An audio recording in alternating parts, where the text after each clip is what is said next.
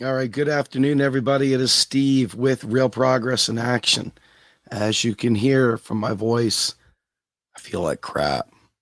I feel like crap, and I was tested today to see if I am one of those breakthrough COVID people. I have had COVID twice already. Once laid me up for 10 days in the hospital, and many of you all were very supportive of me during that time period. And I still cannot thank you all enough for all the time you supported me when I was very, very ill. Um, what I want to talk to do all about today is a very, very ugly situation that has been going on Twitter now for some time. And it revolves around Medicare for All. And it revolves around bad faith discussions, arguments, people not listening to one another, people not taking that 240 characters and listening to one another. Because after all, how much can you cram into 240 characters or less? And what it is a very simple discussion about whether or not states should be funding or should be sought as a solution to funding Medicare for All or something to that effect. Now, we did a conference call with various people from various groups that are advancing state-based initiatives. We had Professor Fadl Kaboub, we had Professor Pody from James Madison, we had other individuals from various groups, and of course, we had our own Real Progressives community in that chat. We laid out our concerns. We explained that the real concern for us was that the hashtag state by state was going to harm the overall movement. And the reason we said that was because all it will take is one of those states to fail.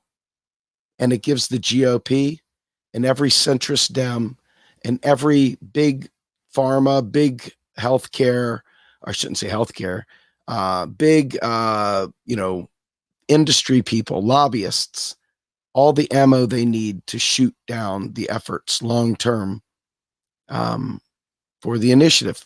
And what we did was we showed, or at least what I tried to do, was show that states are currency users, not currency issuers. And we tried to explain that the federal government is the currency issuer. And we tried to explain that the federal government is capable of absorbing any and all cost issues, cost overruns, price hikes, doesn't matter, disaster. The federal government can handle it all. And so what we were trying to say is that maybe there's four or five, maybe 4 or 5 states in the entire country that could handle anything even kind of like a Medicare for All proposal. And so with that in mind, the conversation devolved. Because obviously, if you say state by state, you're looking at 46 other states that would not be able to do this. You're looking at the territories and the District of Columbia that could not do this. And many of those states are red states, so they wouldn't do it to begin with. So what you're looking at is a situation where we're saying, hey, look, all the energy and effort that you're putting in at the state level, if we pooled our resources and we took to the streets collectively, like what this march on July 24th is expected to do, infiltrators, be damned. The need for Medicare is real. The need for a national health service is real. But we as a nation have a situation where our funding mechanisms are very different than what most of the people in the progressive community are willing to even consider. And because it's so unnatural to bifurcate the national with the states and understand that states cannot create currency. States are cash constrained, they're revenue constrained. Just that concept alone, many of us, myself included, have had our entire integrity, our character, who we are as people, denigrated. We have been cast as splitters, cast as trolls. And nothing could be further from the truth. We have fought tooth and nail ourselves for economic justice for 7 years as an organization.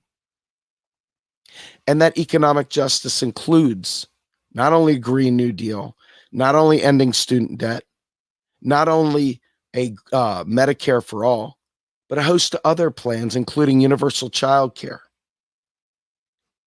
a job guarantee, you name it. So when we try and say, listen, this whole idea of state by state is a mistake, we feel it's a strategic mistake. No one is saying that it can't work in 4 or 5 states across the country that have unique, very, very high-end economies like California, New York, maybe Washington State, maybe a few others. But the vast majority of the states in this nation are busy cutting school budgets. They're busy destroying their pension plans. Their bridges are rated D because they can't afford to fix the bridges. Folks, you're taking your life in your own hands when you cross these bridges. We have tried to make the case that from a strategy, state by state, is not an accurate representation. It's not the correct thing to say. The idea, and I understand the thinking, I'm sympathetic to it. I want to be crystal clear here. I am sympathetic to the idea that if we get California to have Cal Care and we get New York to have New York Care or whatever, and we get Washington to have Washington Care, whole Washington Care or whatever the hell they're calling their bill. We understand that the hope and the sympathy is that it'll catch wildfire like gay marriage or marijuana legalization. But these are not social things where you're making a change to allow something to happen. This is actually building out the information technology infrastructure. This is actually finding the doctors, nurses, and everyone to handle the new influx of patients for all those people. It hasn't been planned for. They don't have enough doctors. They don't have enough nurses. They don't have enough real resources. Most states, think about all the waiting times, right? Some of this stuff sounds like the old school right-wing responses to people wanting Medicare for all, but it's not in the least. I want it badly. I want free health care for all. I want it as a right. So when you think about what I'm saying, understand that I'm coming at it not only as an ally, but someone who's got receipts from speaking on the South Lawn of the Capitol at the Millions for Medicare March. Know that I've spent years broadcasting it's expensive to be poor. Know that I've had 125 podcast episodes working to show people how the economy works. To call me a troll is the ultimate disgusting attack, not only on my integrity, my character, and all the activism I've done, this organization has done. But lo and behold, in the back rooms, on the conference calls, there are in fact bad actors that don't understand economics because that's not what they do. But they don't respect other people in the movement who have an activist expertise, like Real Progressives, that works with economists around the clock. They don't have any respect whatsoever for not only our commentary, they have no respect for the issues we're raising, the concerns we're raising. They have no respect for any of that. So naturally, when we bring our concerns, it's treated as we're attacking them. It's treated as we're just undermining everything they've ever done. And then you've got bad actors within the activist community that claim to be MMT, who have an axe to grind and a bone to pick with RP, and myself included, who rather than be allies for the cause, spend their time slagging and attacking RP, making memes about our book clubs while simultaneously kneecapping us in public. Okay? Bad actors. But I say this because they're not important. What is important? Guys like me, I have severe arthritis to the point where if I didn't have a family, I would probably go ahead and file for disability.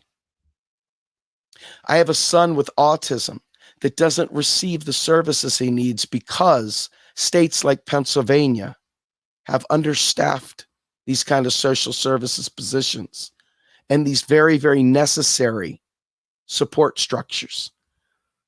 States like Pennsylvania, who, because they don't have the budget, are out there literally making deals with fracking companies to fund public services. So in order to fund initiatives, the state of Pennsylvania is investing in fracking. I want you to think about what I just said. Many states across this country are slashing pensions. Pensions are going in the wrong direction. They can't sustain them. Schools, school budgets are getting slashed. Kids are not able to participate in extracurricular activities because their families don't have the money. And they're no longer just part of the school day. There are potholes everywhere. People are living in squalor. They are starving. In many cases across this country, homelessness is through the roof. A Green New Deal, while the Arctic is burning up, can't be done right now because we can't focus our mind on how the economics works. See, orphan politics say, let's focus on this one little thing here. Let's focus on this one little thing there.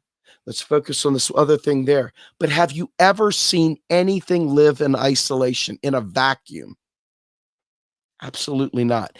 Everything has an input-output tool technique. Everything has ingress and egress. Everything is connected. So when we talked with Fadl Kaboub and Bill Black about the layer cake of the Green New Deal, we talked about how vital it is to understand the funding mechanism at the federal level. We talked about how important it is to fund Medicare for All at the federal level so that it would support the job guarantee, which is going to be a requirement if we have a job guarantee with a just transition and a Green New Deal. But see, if you're not looking at the broad picture, if you're myopic and you're living in an orphan politics world, you don't see any of the inputs, outputs, tools, techniques. And so someone like myself who focuses on that, it's going to seem like an alien to you. It's going to be like I'm speaking some foreign language, but I'm trying to speak common language. States are cash strapped.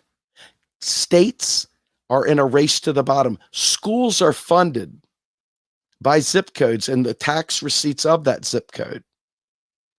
And so when people raise taxes, this is not my decision. This is the way it goes at the state level. And you've seen it for years as places like Flint, Michigan have been left in utter destitution.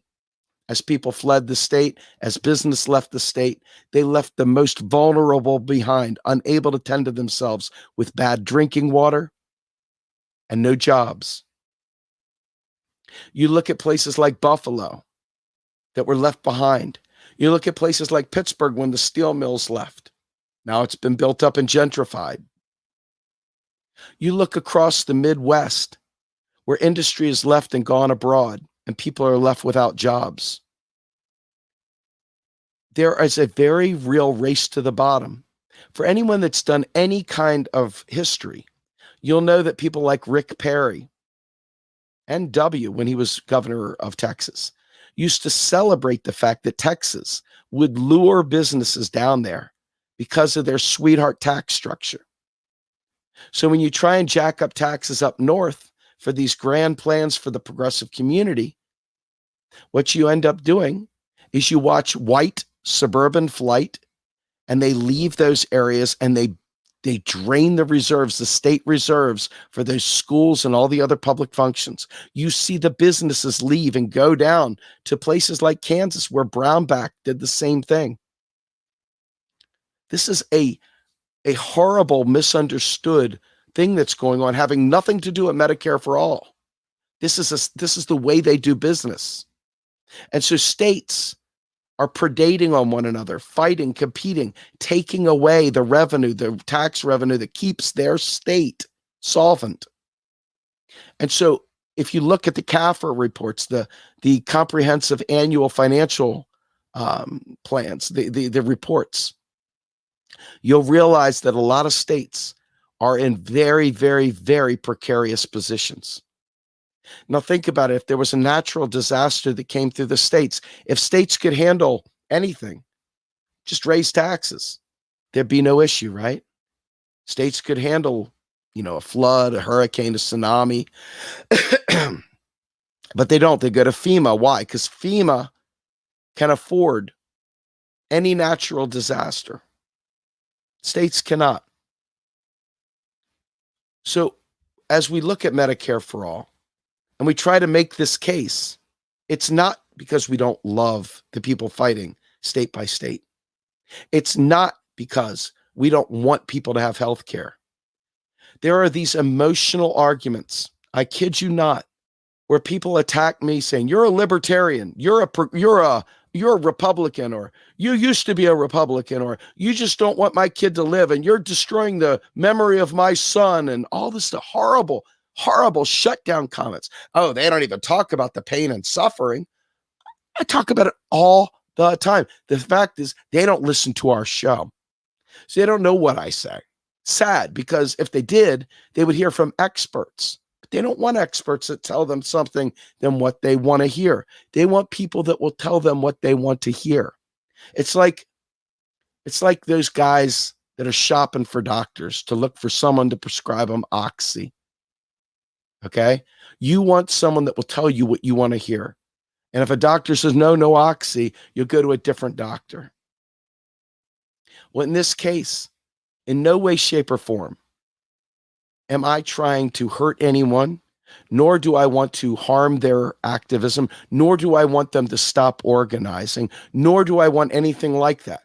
But one thing I do want, because the disrespect is through the roof.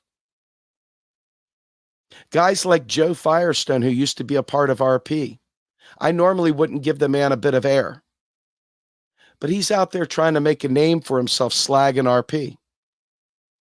There's other ex-RPers out there that are trying to make a name for themselves by humping RP's leg in public. Oh, like Grima Wormtongue. If you remember Grima from Lord of the Rings. Oh, surely, Master, you're good. No, don't listen to Gandalf. Surely you're a good king. Surely everything's great as the king's withering away and dying. The fact of the matter is that we're not trying to hurt anyone.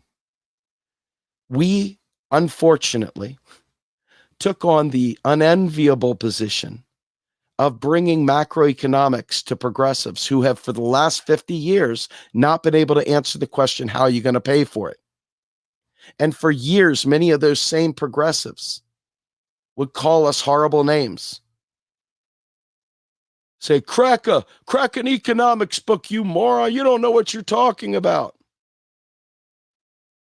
Well, now that Stephanie Kelton's books come out, The Deficit Myth, people are starting to realize, oh crap, those guys back in 2015, when we could have really made a difference, a real difference, those guys back then, they were saying this, but we didn't hear them. We didn't listen to them. Well, flash forward to 2021. You got guys like this guy, Chris Richards, going around telling everybody MMT is nothing but Reaganomics. I kid you not. This is the level of discourse that is happening. And I say this because when you're trying to make a point, you can't make it in 240 characters.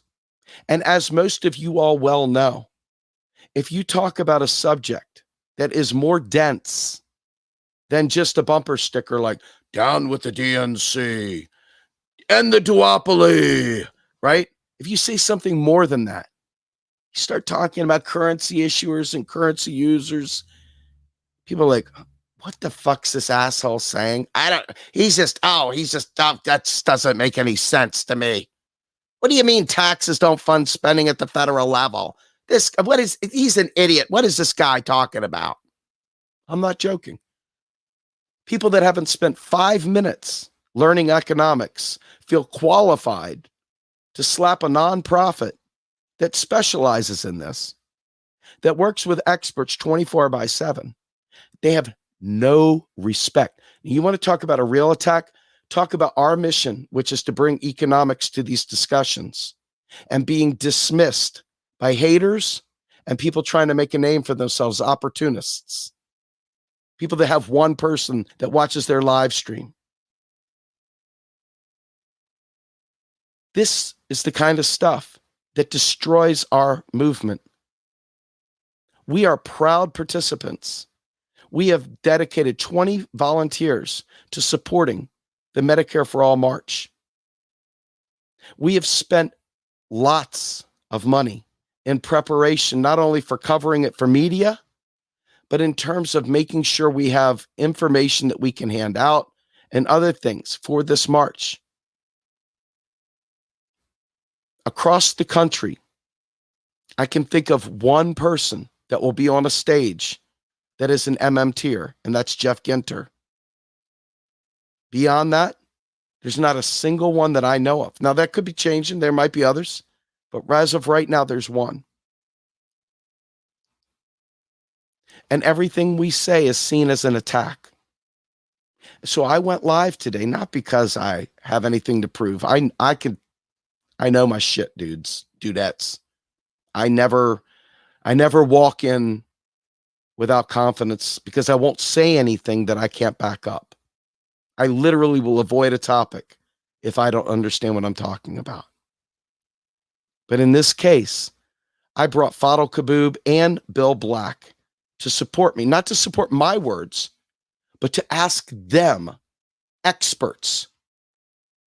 And both of them agree that the right answer is to start building out some of the infrastructure in states, pass laws that encourage doctors and nurses to get in there, to encourage building out these different clinics and stuff throughout the state, because many states, they have one hospital. If that hospital has any problems whatsoever, people have to drive hours to get treatment. So build out the infrastructure to support national Medicare for all. But that was seen as an attack. That was seen as an attack. How do you survive in a world where your activism is economics and people that think it's stupid won't listen to you? How do you work in a space where people don't afford you the respect they demand? Why is it that the economics has to tiptoe through the tulips or call it a troll, but the other people can tag everybody under the sun into their threads and try to denigrate us and saying, oh, fuck that person, shut up, oh, I don't care what that fucker says. I'm serious. This is the kind of stuff, and believe me, folks, I have receipts. I always keep my receipts. Why is that?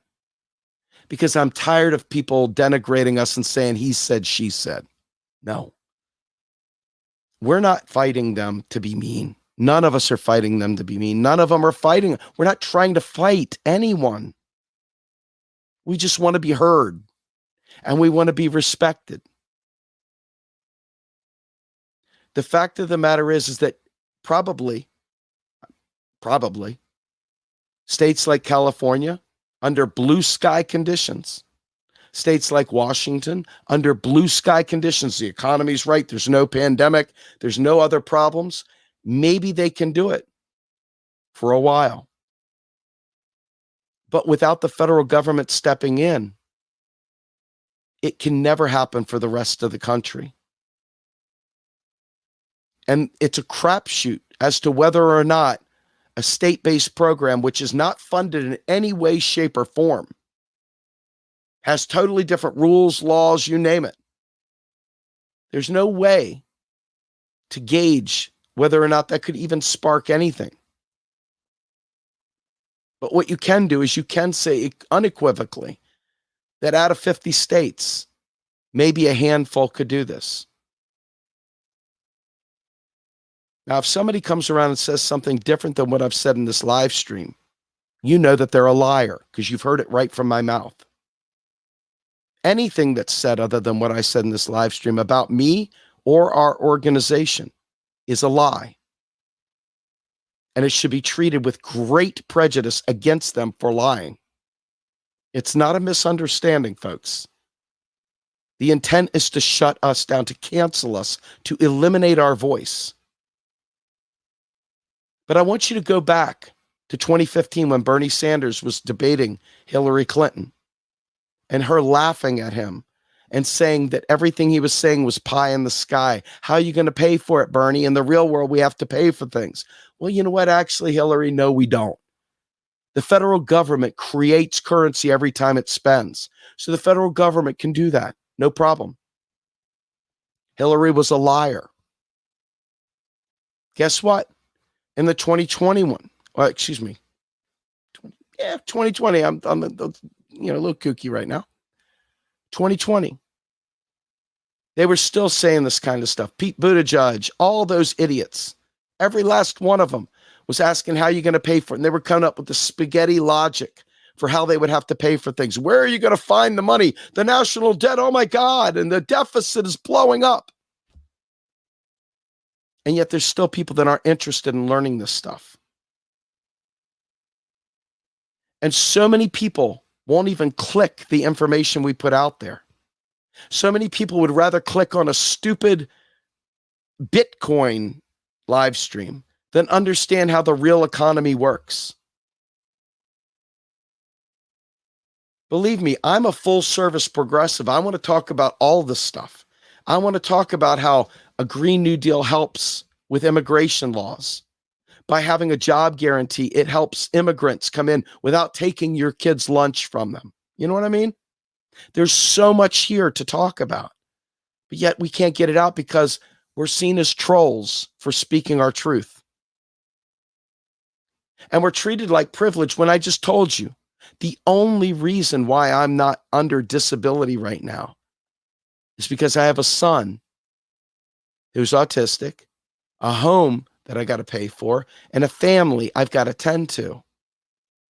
And there's no way disability would ever cover that. Pretty tragic, huh? And with this mortgage and eviction tsunami coming, states are going to be in for a real hurting because guess what states are also doing to try and fund their operations?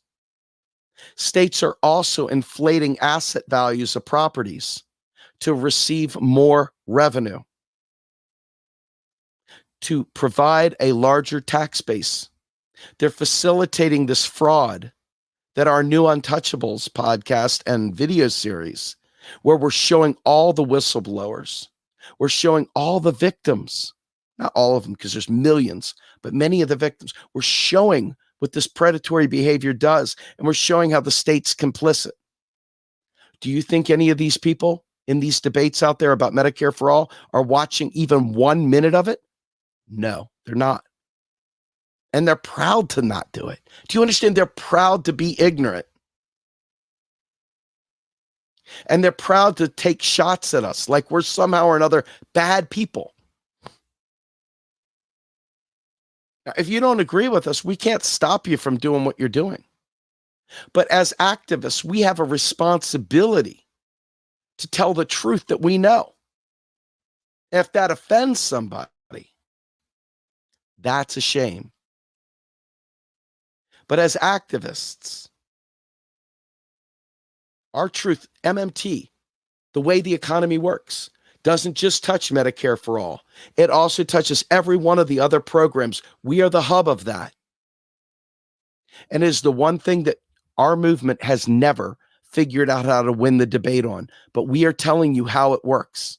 And we're being shut down by bad actors and people that just don't want to hear our voices. Don't think we're worth the time of day. Think we should shut up and go the fuck away.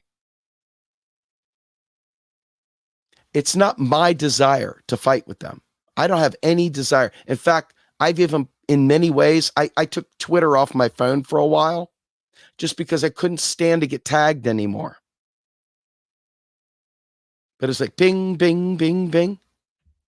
And then we have other groups saying, dude, you just look like you're saying, you're like the anti-force the vote people with this. Anti-force the vote people, for whatever their purposes are, have nothing to do with this. We're talking about economics.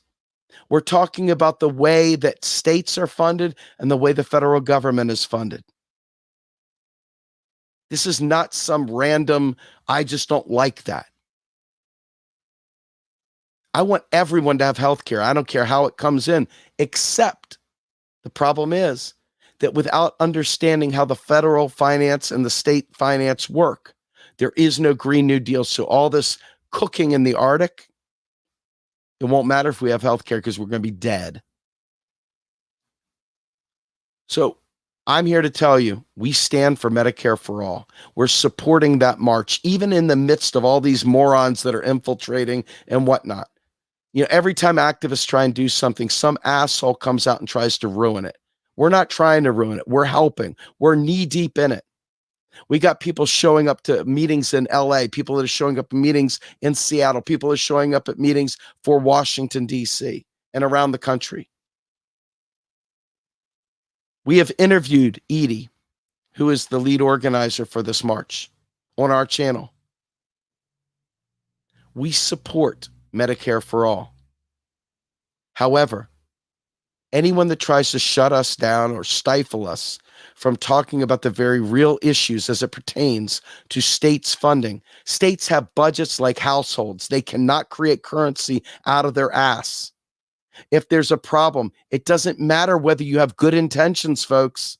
It's not just about what the cost is to the people. It's the cost to the infrastructure, to building out all the IT support. It doesn't matter if it saves businesses money, because what happens when you save money?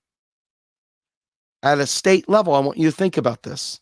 When you save money for the people, that means that there is less spending going on. When there's less spending going on, there is less taxation going on. When there's less taxation going on, the revenues drop. Now, if this seems weird to you, if this seems far-fetched to you, do some research. Fact check me. Don't listen to Joe Firestone, or go and listen to him. He needs at least 2 people watching his live streams. But as for me and my house and my organization, etc., we're not anti anything. If we thought that the state-based approach would work across all 50 states, wild horses couldn't stop us from doing it. But the fact of the matter is that we're worried about more than Medicare for All. We're looking at the interplay, the interleaving between the Green New Deal, the job guarantee, Medicare for All, student debt relief, all that stuff. We're not myopic. We're not dealing in orphan politics. We're looking at the entire progressive agenda. And we're saying, if you sabotage the whole thing, you've really done irreparable damage. Irreparable. Because physics doesn't negotiate, and we got a climate crisis right now. If you don't think the two are related to one another, if you don't see the tie-ins to one another, might I suggest you stepping away from your keyboard and do some research? Might I suggest you become a student instead of a teacher? Might I recommend you take the sock out of your ears, put it in your mouth temporarily until you understand that the full complement of the progressive agenda is not fluff at all. These are needs. Childcare is a need. A job guarantee is a need. A just transition to get people away from dirty jobs is a need. And let me tell you something else for the record.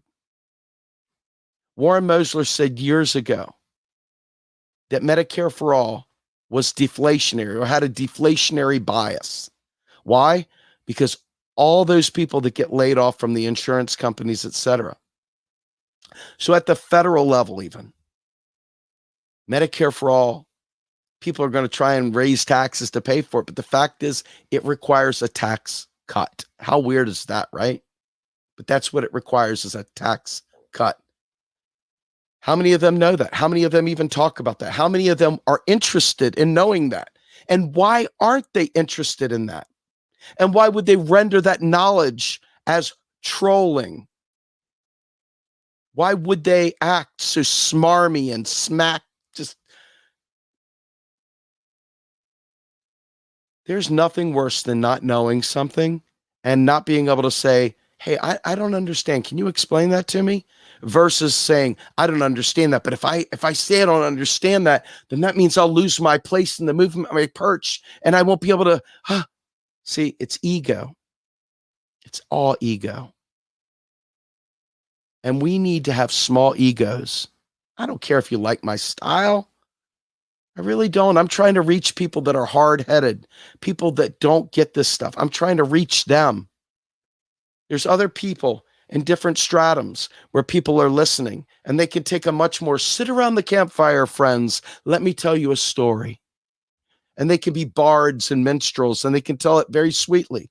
But the vast majority of people have never taken an economics class, much less an MMT economics class. And as you can see with them, many of them, they hear what they want to hear, and they've made a meme of Stephanie Kelton saying, hey, don't stop. I think that you should keep fighting. Well, of course. Who wants to be seen as punching down? We should be fighting at every level, our local area, our state level, our national level. We should be fighting to educate and do whatever we can do to prepare the way for rights-based healthcare. So I want you to understand that I in no way, shape, or form want to denigrate their activism. I in no way, shape, or form want to denigrate the organizing activities that they're trying to do. But I do want to make the case that saying state by state is a false promise. It is a false promise. And not because I'm a troll, and not because I don't like people or want people to have health care, and not because I'm trying to denigrate anyone's memory of their dead son or anything else. It's because I love people and I have kids of my own and I want them to have health care. And I'm fighting right alongside with you. I'm just in the lane of economics. And I hope that you'll respect that activism instead of constantly fighting and putting us on the defensive where we've got to fight back. We're not your enemy. We're here to make it right. And Joe, you're too old. Let go. It's over. Nobody listens to Joe no more. Okay? There's your Moby. Have a good day, everybody. I'm out. I think that's so funny. I'm sorry. I couldn't resist the Moby.